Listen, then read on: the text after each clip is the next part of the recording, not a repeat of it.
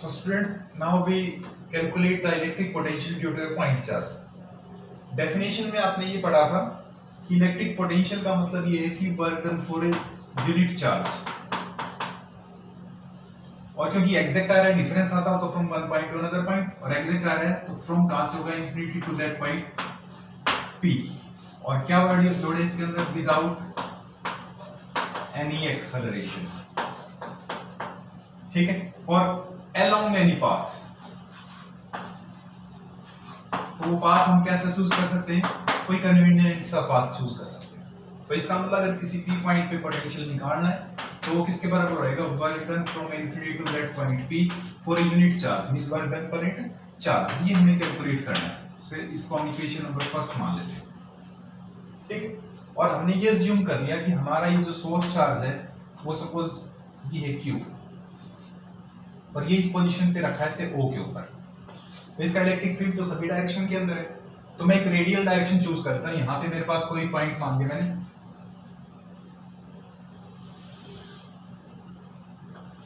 ये पोजीशन से इंफिनिटी है, और मैं इंफिनिटी से किसी पॉइंट P तक लेके आना चाहता हूं, इस पॉइंट P पे, और इस P पॉइंट का जो पोजीशन वेक्टर है वो आपके पास से R है, और P equal to R vector, okay. तो मींस हमें इंफिनिटी से और इस R पोजीशन पे लेकर के आना है इस P पॉइंट के ऊपर। तो क्योंकि ये जो वर्क करना है विदाउट एनी एक्सेलरेशन, क्योंकि जो इलेक्ट्रिक फोर्स की डायरेक्शन ये होगी Fe force due to the electric field, और इधर की तरफ इलेक्ट्रिक फील्ड होगा, क्योंकि यहाँ पे अगर हम एक यूनिट पॉजिटिव चार्ज ले लें +1, तो उसके ऊपर फोर्स की डायरेक्शन भी वही होगी, इलेक्ट्रिक फील्ड की डायरेक्शन भी वही होगी, किधर होगी अलोंग, ये सपोज पॉइंट A बोलते हैं तो A OA। अब यहां से यहां तक अब वर्क करना है, इसको छोटी छोटी किस्तों में करेंगे, छोटी छोटी इंस्टॉलमेंट्स में, और वो इंस्टॉलमेंट्स कितनी मान लेते हैं हम, सपोज dx की, सपोज ये A से और B तक का, और कितना डिस्प्लेसमेंट सपोज dx, और मैं ये मान लेता हूं कि सपोज पॉइंट मेरा जो A है ये कितनी पोजीशन पे यहाँ पे x के ऊपर है। तो x पॉइंट पे जो इलेक्ट्रिक फील्ड इंटेंसिटी होगी वो कितनी होगी आपकी kq/x², और किधर होगी अलोंग OA। अब हमें क्या करना है, इस इलेक्ट्रिक फील्ड के अगेंस्ट क्या करना है, वर्क करना। तो इसके अगेंस्ट में जो फोर्स लगाऊंगा वो कैसा फोर्स होगा, F एक्सटर्नल होगा, ठीक। तो अगर आप वर्क डन निकालना चाहते हैं इंडीड और फॉर यूनिट चार्ज, तो आपने वर्क डन करना है from A to B for small displacement dx, तो उसके लिए स्मॉल वर्क डन आएगा dw, ठीक है। तो वो जो dw होगा आपके पास, वो आपके पास आएगा F एक्सटर्नल डॉट dr, और अगर टोटल वर्क डन निकालना चाहे तो टोटल वर्क डन आएगा आपके पास W, that will be the integration of dw, और integration of dw means F external dot dr पहले डिस्कशन कर चुके थे, लेकिन एक बार आर्टिकल में दोबारा से कर देते हैं। और ये वर्क डन आपने करना है सिर्फ इंफिनिटी से किसी पॉइंट P तक, पॉइंट P की पोजीशन कितनी है R तक। अब क्योंकि आप ये देखिए कि हमने जो एक्सटर्नल फोर्स लगाया वो इलेक्ट्रिक फील्ड के इक्वली अपोजिट और विदाउट एक्सेलरेशन प्रोड्यूस किया है, तो इसका मतलब ये हुआ कि F एक्सटर्नल है that is equal to negative of Fe, ये लिखते हैं। तो आपके पास इसको ऐसे लिखा इंफिनिटी टू R, और F एक्सटर्नल की जगह लिख दिया -Fe, तो माइनस बाहर आ गया Fe डॉट dr, ठीक है। ये आपके पास क्या आ गया, वर्क डन आ गया, कहां से, from infinity to point P। ये किसी चार्ज के लिए एनी चार्ज, तो अगर इसमें यूनिट चार्ज लिख देंगे तो वो आपके पास आ जाएगा, that is equation number second. अब आपके पास पता है कि Fe तो कितना होता है, force due to the electric field Q into E होता है, ठीक है। तो इसका मतलब work done from infinity to point P, इसको मैं थोड़ा सा आगे बढ़ा देता हूं, और इसको ऐसे लिख दिया Q E और डॉट dr, और ये work done for unit charge अगर लिखना चाहे बाय डेफिनेशन, तो ये इंफिनिटी से P पॉइंट तक, तो ये Q को इधर डिवाइड कर दिया। तो इसका मतलब रिलेशन मेरे पास ये होगा, work done from infinity to point P divided by charge, means work done for it charge, और वो किसके बराबर है, equal to minus sign integration from infinity to R और E डॉट dr, ठीक है। E की वैल्यू भी मैं आपको स्टेट करना चाहता हूं कि इलेक्ट्रिक फील्ड जो A पॉइंट पे होगा कितना होगा, kq/x², और किधर होगा अलोंग OA, ठीक है, that is the equation number बीच में हम सेकंड बोलते थे, ये यहाँ पे थर्ड आ गया। ठीक है, और ये आपकी बाय डेफिनेशन वर्क डन पर यूनिट चार्ज क्या होता है, पी पॉइंट का potential from infinity to that point, ये आपका पी पॉइंट का पोटेंशियल आ सकता है। तो ये हुआ that is equal to from infinity to R और माइनस साइन, और ई और डी आर, अभी देखिए इलेक्ट्रिक फील्ड इंटेंसिटी इधर की तरफ, ठीक है, हम डी आर वर्ड यूज कर रहे हैं, डी आर लिख दिया सब जगह, तो भाई इसको भी डी एक्स लिख लो अब, डी आर क्योंकि इसमें मैंने वेरिएबल एक्स ले रखे हैं ना, तो अब एक्स लिख लो डी एक्स, ठीक है, थोड़ा सा वेरिएबल हमने अलग नोटेशन कर लेंगे, कोई बात नहीं, इसको खास फर्क नहीं पड़ रहा, ई डॉट डी एक्स, ठीक है। तो क्योंकि ये सोर्स चार्ज है, तो सोर्स चार्ज को आप ओरिजिन पे अगर मानोगे तो डिस्प्लेसमेंट वेक्टर इधर की तरफ माना जाएगा ना, ये होगा डिस्प्लेसमेंट वेक्टर, और इधर की तरफ ही इलेक्ट्रिक फील्ड, तो दोनों के बीच में एंगल थीटा कितना हो गया, ई और डी एक्स के बीच में एंगल हो गया भाई कितना, theta is equal to 0 degree, ठीक है। तो इनके बीच में डॉट प्रोडक्ट को एक्सपेंड करोगे तो ई डी एक्स और cos 0, क्योंकि ई और डी एक्स के बीच में एंगल थीटा कितना है, 0 डिग्री, cos 0 हो गया 1, तो वी पी पॉइंट का पोटेंशियल आ गया इन्फिनिटी टू पॉइंट पी और माइनस ई और D x, that is equation number से 4। अगर ये 5 नंबर का आपके पास है लॉन्ग आंसर टाइप, तो स्टार्टिंग यहां से करिए, और अगर आए 3 नंबर का तो बाय सीधा ही लिखना बाय डेफिनेशन, ये पॉइंट लिख करके कि पी पॉइंट का potential work done from infinity to that point P for unit charge होता है, और उसको हम बाय डेफिनेशन ये लिखते हैं क्योंकि हम पहले डिस्कशन काफी पीछे लास्ट वीडियो में कर चुके हैं। तो वीपी आता था minus sign infinity to P, क्योंकि इन्फिनिटी से पी की तरफ ला रहे हैं इधर पॉइंट के, तो फील्ड के अगेंस्ट ला रहे हैं, तो माइनस साइन माइनस और ईडीएक्स, ईडीआर लिखते थे तो माइनस ईडीएक्स, ई की वैल्यू अपने पास है, और इसको फिर हम इंटीग्रेट करके रिजल्ट निकाल सकते हैं। कहने का मतलब एक्चुअल आप सीधा यहां से भी स्टार्ट कर सकते हो अगर 2 या 3 नंबर का आपके पास आता है तो कैसे, Vp is equal to minus E sorry infinity to R, और ई की वैल्यू बताइए कितनी है, के क्यूब बाय कितना एक्स के, जो आपके इक्वेशन नंबर सेकंड में लिखा है, और dx, तो के क्यूब बाहर आ जाएगा, माइनस साइन भी बाहर, और 1/x स्क्वायर होगा, 1/x स्क्वायर मींस x की पावर -2 लिख दो, x की पावर -2 और dx, क्योंकि k क्यूब बाहर चला गया तो 1/x स्क्वायर बचा, 1/x स्क्वायर का मतलब x raise to the power -2, और ये लिमिट है इन्फिनिटी टू r। और हमने इंटीग्रेशन का फार्मूला 11th में टूल्स में पढ़ा होगा, मैथमेटिकल टूल्स में x raise to the power n का इंटीग्रेशन होता है, पावर 1 बढ़ा दो और बढ़ी हुई पावर से डिवाइड कर दो, तब लगता है जब n कितना ना हो -1 ना हो, तो ये -2 है तो लग जाएगा, -1 नहीं होना चाहिए, 1 हो तो भी चल जाएगा, कुछ भी हो, तो इसका मतलब इस फार्मूले का लगाएगा -k क्यूब, और इस पे लगेगा तो x की पावर -2 प्लस 1 ओवर -2 प्लस 1, और लिमिट होगी इन्फिनिटी टू r, ये p पॉइंट का पोटेंशियल आएगा Vp, ठीक है। So Vp is equal to -k cube, और ये क्या हुआ भाई, x की पावर -1 ओवर -1, x की पावर -1 ओवर -1, ठीक है। इस माइनस को मैं बाहर लिख दूं, माइनस माइनस क्या हो जाएगा plus, so Vp is equal to k cube, और ये हो गया x की पावर -1 को 1/x लिखते हैं, limit is from infinity to r, और इस वेरिएबल को क्योंकि वेरिएबल x है तो अपर लिमिट से रिप्लेस करेंगे, minus variable replace by lower limit, तो variable replace by upper limit minus variable replace by lower limit कर दें, so Vp is equal to आएगा आपके पास k क्यूब, ठीक है, 1/x की जगह कितना r माइनस 1/x की जगह इन्फिनिटी, और 1/infinity होता है भाई 0, सो p पॉइंट का जो पोटेंशियल है वो कैसा आ गया, k क्यूब और बाय कितना r, k की वैल्यू 1/4 बाय एप्सिलॉन होगी। अगर ये चार्ज पॉजिटिव है, पॉजिटिव चार्ज का पॉजिटिव पोटेंशियल, चार्ज नेगेटिव है तो नेगेटिव पोटेंशियल, और चार्ज फिक्स है मान लो, और उससे बराबर तो भी बात करें, इधर भी 1 मीटर, इधर भी 1 मीटर, इधर भी 1 मीटर, तो पोटेंशियल भी कैसा आएगा, सेम। तो अगर q भी सेम है और r भी सेम है, r सेम का मतलब इक्वी डिस्टेंस, तो इक्वी डिस्टेंस पॉइंट पे v भी कैसा मिलेगा, सेम मिलेगा, और जिन सरफेसेस पे v की वैल्यू सेम, पोटेंशियल की वैल्यू सेम, उनको इक्वी पोटेंशियल सरफेस कहते हैं, वो हम इसके बाद डिस्कस करेंगे। तो ये याद रखना, तो पोटेंशियल आपके पास p पॉइंट के ऊपर आ गया है k cube by r, electric field का होता था k cube by r square, एक पावर कम आएगी पोटेंशियल के अंदर, चलिए डाइपोल की बात कर लें, वो हम डिस्कस करेंगे इसके बाद। सो हमने इलेक्ट्रिक पोटेंशियल का पॉइंट चार्ज के कारण से एक्सप्रेशन निकाला, वो आया था Vp इज इक्वल टू से KQ बाय R। P तो पॉइंट के लिए यूज कर रहे थे, तो V is equal to KQ by R। तो हमने यहाँ ही कहा कि हमारे पास अगर चार्ज केस ले लेते हैं फर्स्ट, कि अगर सपोज R इंफिनिटी पे तो 1/∞ कितना हो जाएगा, 0। मींस पोटेंशियल जो इंफिनिटी पे कितना होगा, 0 होगा। इनफाइनाइट डिस्टेंस पे पोटेंशियल चार्ज से, चार्ज इनफाइनाइट का मतलब फील्ड से बाहर का कोई भी वर्क नहीं करना पड़े, कोई भी वर्क नहीं, तो पोटेंशियल 0।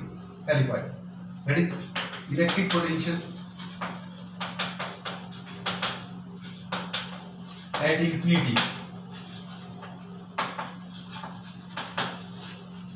इज 0। सेकंड केस, क्योंकि हमने यहां लिखा कि k कांस्टेंट होता है, चार्ज अगर की मतलब चार्ज पॉजिटिव तो पोटेंशियल भी पॉजिटिव, तो अगर q कैसा है पॉजिटिव, तो उसका पोटेंशियल भी कैसा होगा, positive potential. Positive charge produces A positive potential at A point and A negative charge produces A negative potential at A point, and if q negative हो तो उसका पोटेंशियल कैसा होगा, नेगेटिव पोटेंशियल। नेगेटिव पोटेंशियल बेटा attractive potential को बताता है और पॉजिटिव पोटेंशियल किसको बताता है, रिपल्सिव को। ठीक है, अब क्योंकि हमने ही पढ़ा था कि पॉइंट चार्ज के लिए इलेक्ट्रिक फील्ड इंटेंसिटी लिखते थे, तो वो लिखते थे KQ बाय R², और पोटेंशियल हुआ तो कितना है, KQ बाय R। इसका मतलब इन दोनों में कोई रिलेशन है, कोई टर्म यहाँ से डिफरेंशिएट होकर के आ रही होगी या यहाँ से इसमें इंटीग्रेट होकर के इधर आ रही होगी, तो वो भी हम करेंगे। पोटेंशियल का डेरिवेटिव करेंगे तो इलेक्ट्रिक फील्ड को जनरेट करेगा, वो बाद में रिलेशन होगा, इंपॉर्टेंट है याद रखना। तो ये पावर इलेक्ट्रिक फील्ड इंटेंसिटी से कंपैरेटिव फील्ड में क्या होती है, सॉरी पोटेंशियल में कम होती है इलेक्ट्रिक फील्ड में कंपैरेटिव। तो इसका मतलब इसमें तो जो चेंज है R बढ़ेगा तो स्केयर करके बढ़ेगा, तो ये घटेगा, इसमें तो रैपिड डिक्रीज होगा, इसमें स्लो डिक्रीज, दोनों में डिक्रीज होगा। पॉजिटिव चार्ज के लिए पॉजिटिव पोटेंशियल के केस में और नेगेटिव चार्ज के केस में नेगेटिव पोटेंशियल साइड के अंदर होगा। तो अगर मेरे पास चार्ज पॉजिटिव है तो उसका मतलब पोटेंशियल भी कैसा होगा, पॉजिटिव होगा। ठीक है, अब इलेक्ट्रिक फील्ड की बात करते हैं, इलेक्ट्रिक फील्ड रैपिडली इंक्रीज होगा, जैसे जैसे R बढ़ेगा तो इलेक्ट्रिक फील्ड मोर रैपिडली क्या होगा, डिक्रीज होगा as compare to V। V में डिक्रीज होगा लेकिन एज कंपेयर टू V कम होगा। ये तो जो सडन स्लोप ज्यादा स्लोप है, ये तो है सपोज E की, और ये वाली जो स्लोप है ये डॉटेड से लिख दिया मैंने, ये होगी, ये तो थी E की, और ये किसकी होगी, V की होगी हमारे पास। ये किसके लिए था, चार्ज अगर कैसा है, पॉजिटिव है तब। सो अगर हमारे पास चार्ज नेगेटिव हुआ तो उसके केस में ये पोटेंशियल आपका नेगेटिव एक्सिस के लॉन्ग, ये हो गया डिस्टेंस। ठीक है, तो एक ग्राफ तो ये हुआ, ये V का, और ये हो गया एक आपके पास E का, ये हो गया V और ये E। अगर हम ग्राफ बात करें, क्योंकि इक्वेशन था V is equal to KQ by R, तो अगर V और 1/R के बीच में ग्राफ प्लॉट करें, KQ आपके पास एक कांस्टेंट पैरामीटर होगा, तो V और 1/R के बीच में ग्राफ कैसा होगा, स्ट्रेट लाइन होगा। तो अगर चार्ज पॉजिटिव है तो ये पोटेंशियल भी पॉजिटिव के लिए होगा, ये आपके पास हो गया V और ये हो गया 1/R। और अगर ऐसे करें, चार्ज अगर नेगेटिव है तो ये आपके पास ग्राफ आ जाएगा। ठीक है, तो ये पॉइंट चार्ज के रिलेटेड था डिस्कशन। अब हम बात करते हैं ड्यू टू डाइपोल।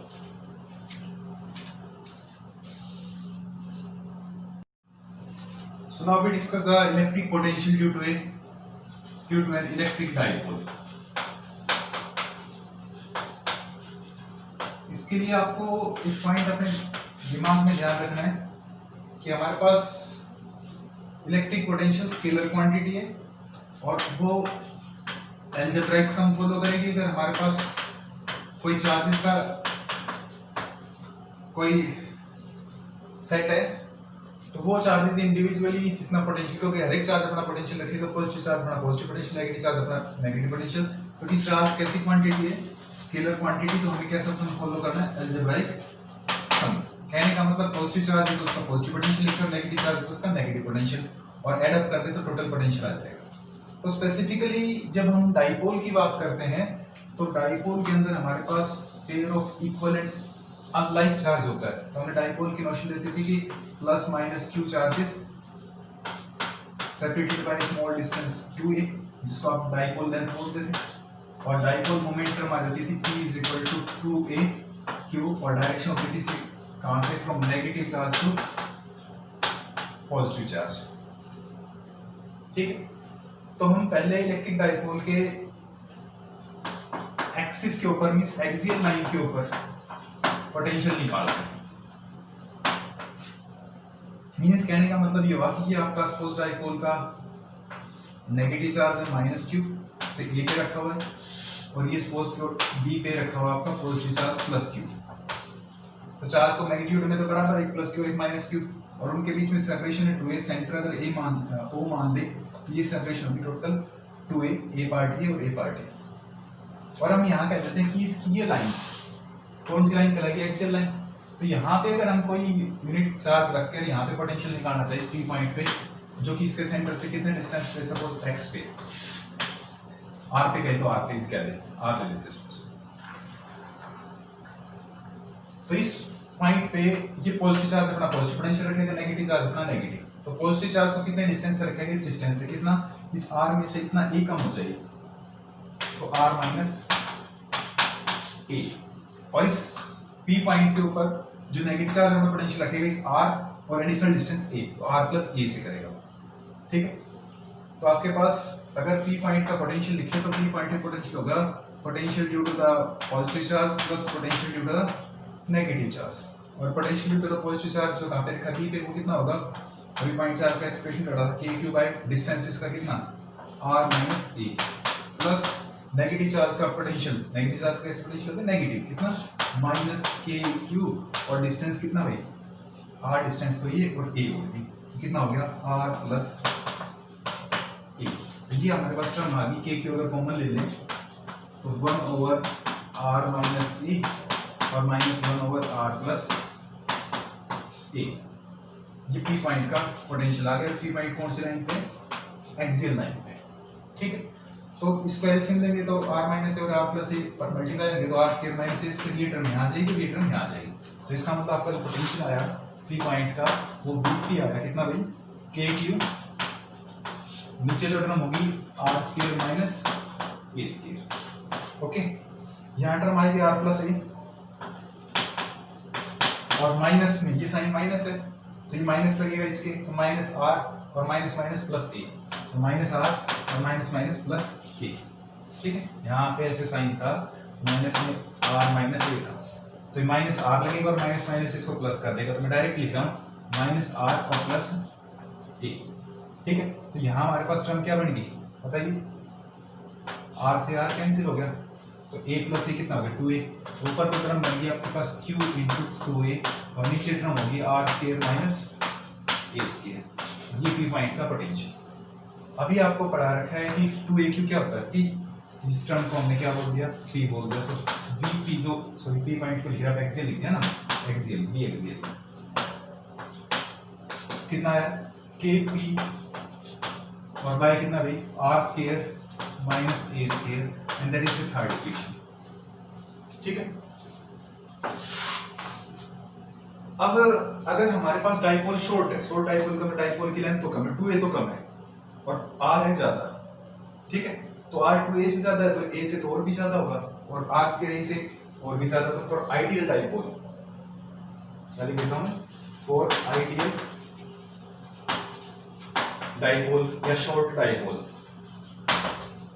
जो r है वो a से 2a से ज्यादा होगा, मींस r स्क्वायर है वो, क्योंकि r और भी ज्यादा हो जाएगा किससे, a से much greater than a, so r square will be very much larger as compare to a square. इसका मतलब r square minus a square जो टर्म है उसमें से हम a स्क्वायर स्मॉल टर्म को नेग्लेक्ट कर दे तो ये r स्क्वायर ही बच जाएगा। तो इसका मतलब नीचे जो v एक्सियल आया आपके पास वो कितना आ जाएगा, kp, और y कितना आर स्क्वायर। देखिए आप याद करिए कि हमने पिछले सेकंड चैप्टर में इसमें इलेक्ट्रिक डाइपोल का फील्ड निकाला था एक्सियल लाइन पे, ई एक्सियल कितना आया था, मतलब 2kp बाय आर क्यूब लिखा था, तो उससे एक पावर कम आ गया। हम यही कहा था कि इलेक्ट्रिक फील्ड से एक पावर कम आएगी, किसकी, पोटेंशियल, ठीक है। और ये किधर आया था, पैरेलल टू डाइपोल मोमेंट आया था, ठीक है। तो ये रिजल्ट आपने ध्यान रखना है, थर्ड और फोर्थ, ये एक्सियल लाइन है। अब बात करते हैं हम इक्वेटोरियल लाइन पे, और इक्वेटोरियल लाइन पे हम पोटेंशियल निकालेंगे तो वो जीरो आएगा, electric potential on the equatorial line is always zero. So अगर इक्वेटोरियल लाइन की बात हम करें तो इक्वेटोरियल लाइन आपको पहले भी डिस्कस किया था कि एक ऐसी लाइन होती है जो डाइपोल के एक्सिस के परपेंडिकुलर होती है और सेंटर से पास होती है। सेंटर अगर ये है O पॉइंट तो यहाँ से पास होगी और इसके एक्सिस के परपेंडिकुलर होगी। तो इसके ऊपर अगर कोई पॉइंट P है, यहाँ पे यूनिट पॉजिटिव चार्ज रख के कोई पोटेंशियल निकालना चाहते हैं, इस चार्ज को मूव करना चाहते हैं, तो सपोज r डिस्टेंस पे, और अगर डाइपोल की लेंथ हमने टोटल 2a मान रखी तो ये a और ये नेगेटिव चार्ज यहाँ पे नेगेटिव पोटेंशियल क्रिएट करेगा, b नेगेटिव, और ये पॉजिटिव चार्ज यहाँ पे पॉजिटिव पोटेंशियल भी पॉजिटिव क्रिएट करेगा।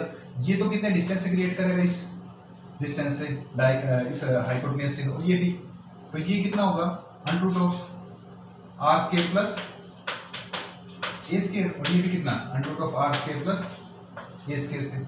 अब देखिए कमाल की बात है, जितना पॉजिटिव चार्ज इसका उतना ही मैग्नीट्यूड में इसका है नेगेटिव, जितना डिस्टेंस इसका है उतना डिस्टेंस इसका है, तो जितना पॉजिटिव पोटेंशियल इसका यहाँ पे आएगा सपोज +10, तो इसका कितना आएगा -10, तो नेट पोटेंशियल कितना 0। यहाँ निकालो किसी पॉइंट पे निकाल लो, तो इलेक्ट्रिक पोटेंशियल जो एक्सियल लाइन पे कितना आता है, सॉरी इक्वेटोरियल लाइन पे कितना आता है, 0 आता है। तो हम निकालते देखिए कैसे, तो VP पॉइंट का पोटेंशियल कैसा होगा, V potential due to positive charge plus potential due to negative charge, potential due to positive charge तो कितना होगा VKQ, पॉजिटिव चार्ज लेकर के, और डिस्टेंस कितना है इसका पॉजिटिव चार्ज का, बोलिए भाई, वही इसको बोलते हैं सपोज x, ठीक है। तो कितना होगा under root of r square plus a square, ठीक है। स्क्वायर नहीं करना इसका क्योंकि KQ/R होता है पॉइंट चार्ज का पोटेंशियल, और नेगेटिव चार्ज का कैसा हो जाएगा, नेगेटिव पोटेंशियल प्लस K और चार्ज के साथ नेगेटिव, ठीक है। और बाय कितना डिस्टेंस, वही सेम। तो आप ये दोनों देखोगे तो KQ by under root of r square plus a square और minus KQ over under root of r square plus a square, दोनों कैंसिल होगी।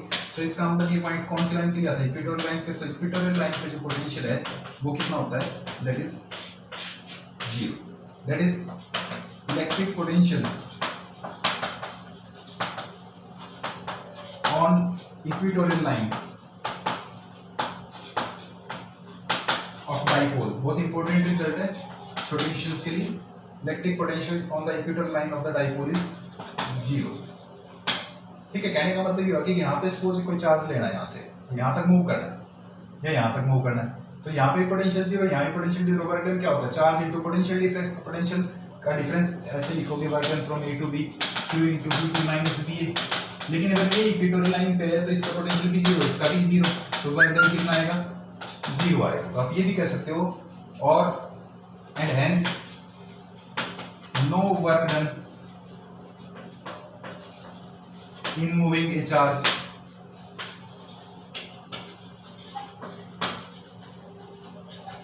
along equatorial line,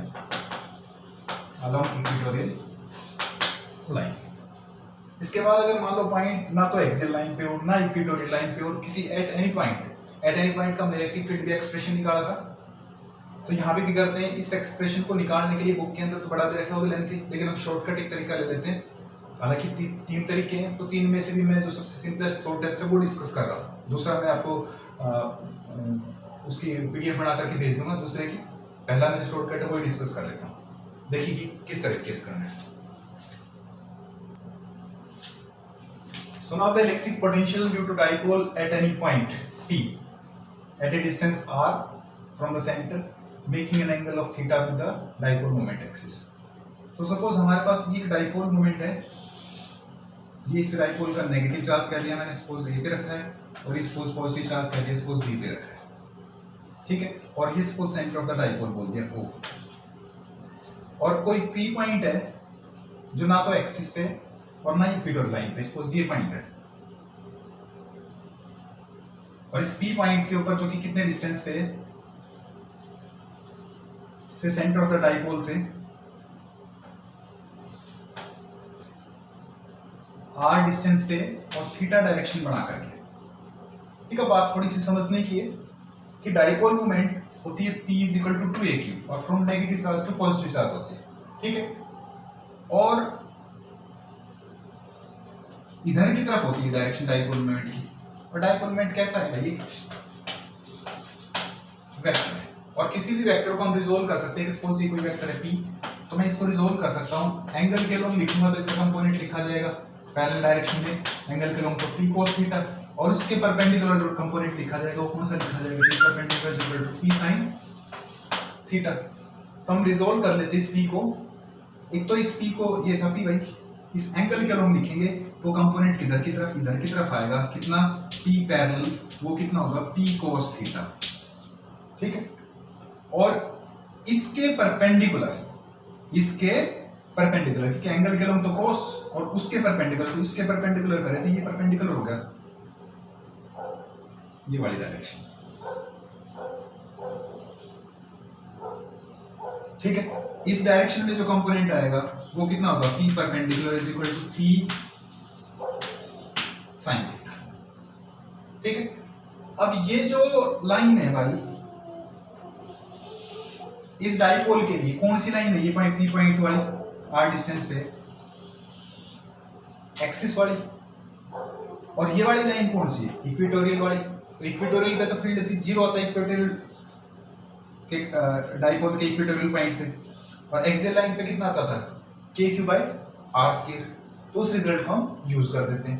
तो आप ये कहोगे कि P पॉइंट पे जो टोटल पोटेंशियल आएगा वो पोटेंशियल किसके कारण से आएगा, potential due to parallel component of the dipole moment plus potential due to the perpendicular component of dipole moment, ठीक है। तो इसके लिए मैं पहले इसको क्या कर देता हूं, रिजोल्व किया था आपने, क्या किया, रिजोल्व। तो आपने ये लिखा रिजोल्विंग P इन परपेंडिकुलर कंपोनेंट्स एज एक कंपोनेंट तो हो गया भाई P पैरेलल, कौन सा, P cos थीटा, ये तो किधर हो गया, अलोंग थीटा, ठीक है। इस एक्सिस का लाइन, ये से कौन सी लाइन होगी, एक्सियल लाइन। और दूसरा कंपोनेंट हो गया उसके परपेंडिकुलर, P परपेंडिकुलर वो हो गया P sin थीटा, और ये किधर हो गया, परपेंडिकुलर टू जो आपके पास R है, ठीक है, perpendicular to P parallel means ये कौन सी लाइन होगी, इक्वेटोरियल लाइन। तो जो अभी आपने एक्सियल और इक्वेटोरियल के जो पॉइंट यूज किए थे वो रिजल्ट यूज कर दीजिए। इसके लिए तो कितना KP/r², लेकिन P कौन सा यूज कर, P पैरेलल। इसके लिए P परपेंडिकुलर, इक्वेटोरियल लाइन पे परपेंडिकुलर लाइन पे कितना होता है, 0। तो आप ये कहोगे सो टोटल पोटेंशियल